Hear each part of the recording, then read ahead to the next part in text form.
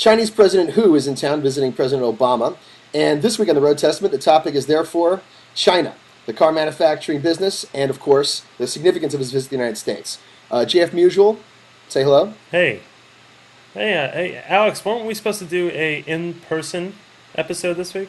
Yeah, I'm sorry. I said I'd be back in New York. We'd shoot together. Unfortunately, I'm still in California, and I absolutely swear this is the last episode we shoot remotely. So let's get started. This week in the Road Testament, J.F. Musial, Alex Roy, China, and the car business.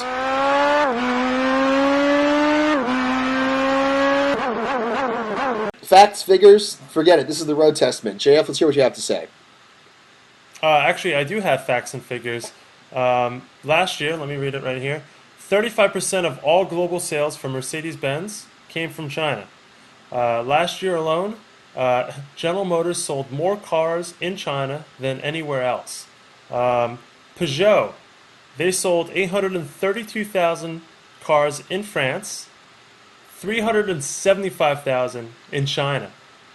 Ford saw a 40% increase in annual sales from China.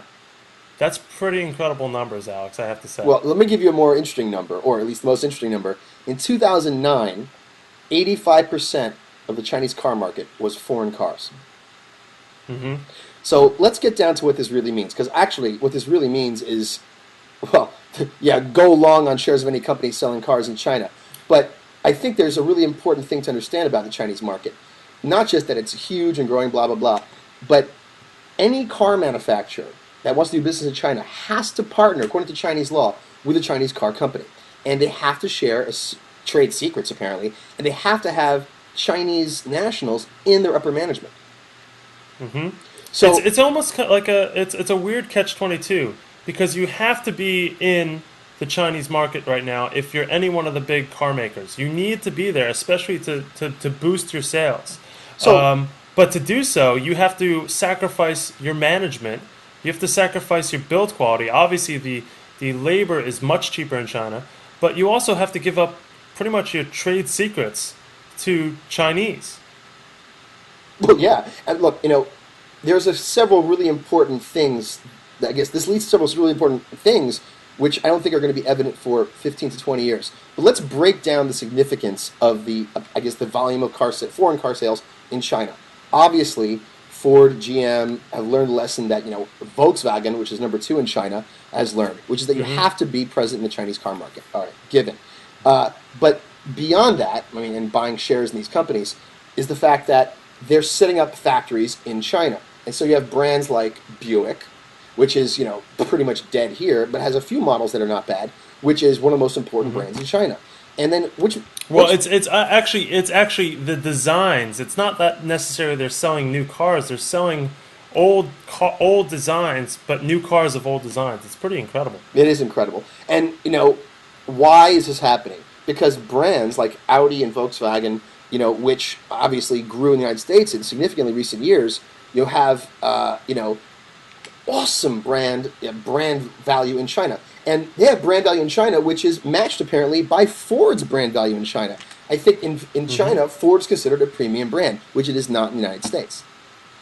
Yeah, much like Cadillac. Cadillac is boosting much of the General Motors sales in China. And it's funny because you and I talk cars all the time, and we read car blogs all the time. When you think Chinese cars, we think of kind of the crap boxes. I'll use that word instead of something else that we've seen at auto shows that are unsafe, cheap, and not something desirable. And also, remember that BMW X3 ripoff? Yes. It's like that's how we've kind of always talked about the Chinese auto industry. But we're forgetting the essentials of how many of the companies out there today, their portfolio is still exists because of the Chinese market and because the Chinese people they want a different type of car. Well, they want a good car. Yeah, exactly. But also the chassis are much longer. In China, it's like such a weird thing where the 5 Series long wheelbase and the A and A6 long wheelbase are hot commodities there more so than exotics. SUVs. Well, let's be clear. The Chinese market is not the. I guess the consumer market there is not sufficiently developed Hmm.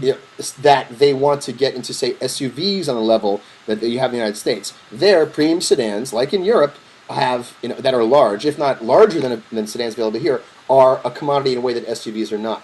And of course, you have the fact that China, unlike the United States 30 years ago, does not have a homegrown brand that was ever dominant, that ever made anything good. Even the sub brands aren't making anything good, and which is obviously one of the Well, reasons why they have that law about technology sharing.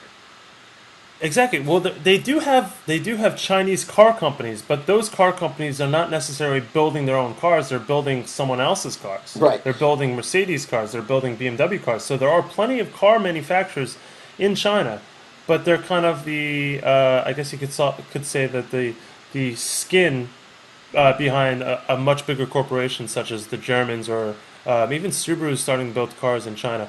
But what's most important is that the cars we buy here in America or people buy in Europe or anywhere else outside of Asia, these design departments, these marketing departments are starting to be influenced more so by the Chinese market than, say, the American market or European market because they can't not pay attention to it. They literally have to kind of tailor these new cars to these different markets Well, to I make sure guess they sell the there as well as here.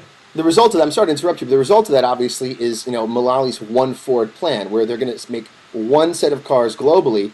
That it's Yeah. obviously, I mean, it's a lot cheaper to build one set of cars globally than it is to build specific cars for specific markets.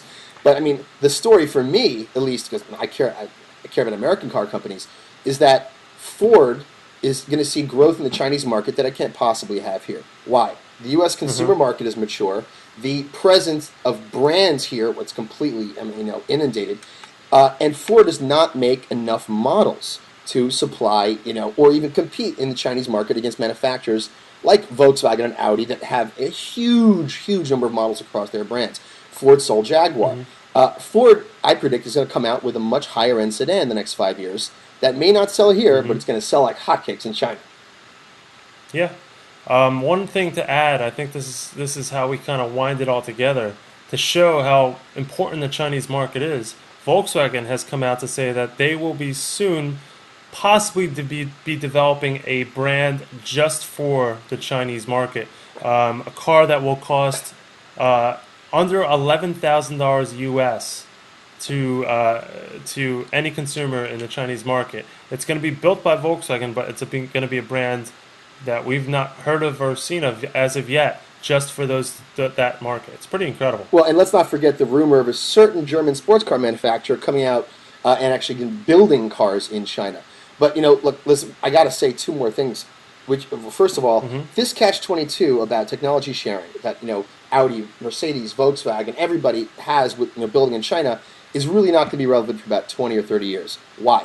Because Hmm. even if a Chinese company could come out with a car exactly the same as a Mercedes or BMW, the brand presence, the brand power of foreign brands cannot be underestimated. Audi, VW, Mercedes today are below Ford in terms of quality in the United States, but there are people that will never buy a Ford, and Hmm. the Chinese market is going to see that in 20 or 30 years when China makes a great car. And of course, I had to sum up by saying this: sometime in the future, someone, not us, is going to be talking about Brazil. Why? Because South Hmm. America, after China, is the next colossal market that is, yet to see, a really big maturation cycle of its consumers and of the products available there. And in 20 years, Brazil is going to be the story. Well, it's whoever controls our debt is really going to be the person in control of everything. Well, So, we'll get to um, that. So next week, back in New York, and JF, I promise, I swear, I won't break my promise this time.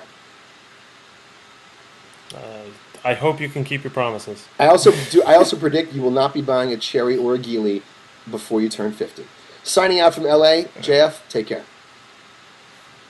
Be good, Alex. Bye. Thanks. Ow, we're living in the fast lane, baby.